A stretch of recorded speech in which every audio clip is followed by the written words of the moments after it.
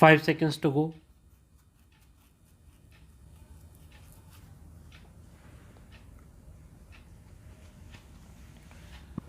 Start. In this review petition, the petitioner prays for review of the judgment dated 5th May 2017, Mukesh vs. State NCT of Delhi, 2017-6 SCC1 STO.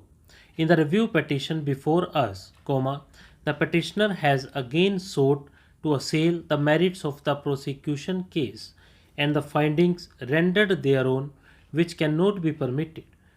Para. It is no longer res integra that scope of review is limited and review cannot be entertained except in case of error apparent on the face of the record.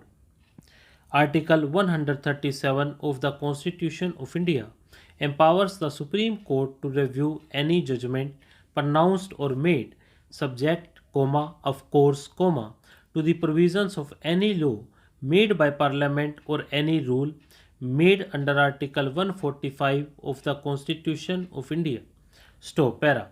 Order 47 Rule 1 of the Supreme Court Rules, 2013 dealing with review reads as follows, para. The court may review its judgment or order, but no application for review will be entertained in a civil proceeding except on the ground mentioned in Order 47 Rule 1 of the Code, and in a criminal proceeding except on the ground of an error apparent on the face of the record. Para.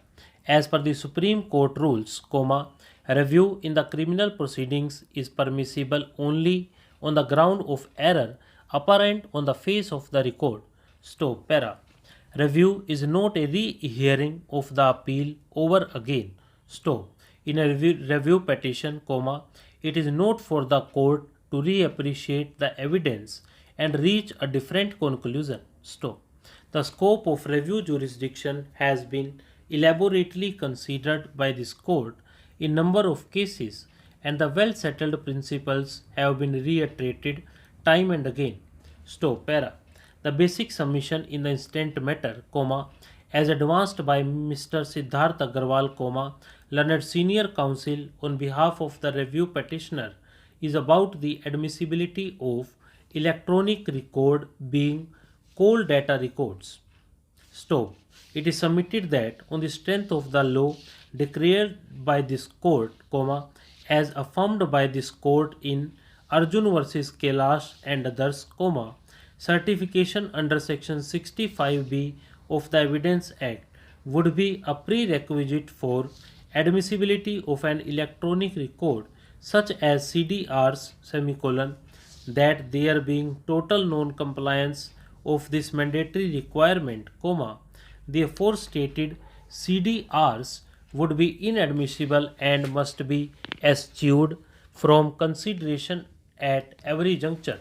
The extension of the submission is that the entire fulcrum of the prosecution case rested on these CDRs, and minus this evidence, there is hardly anything which could prove the identity and involvement of the petitioner in the crime in question.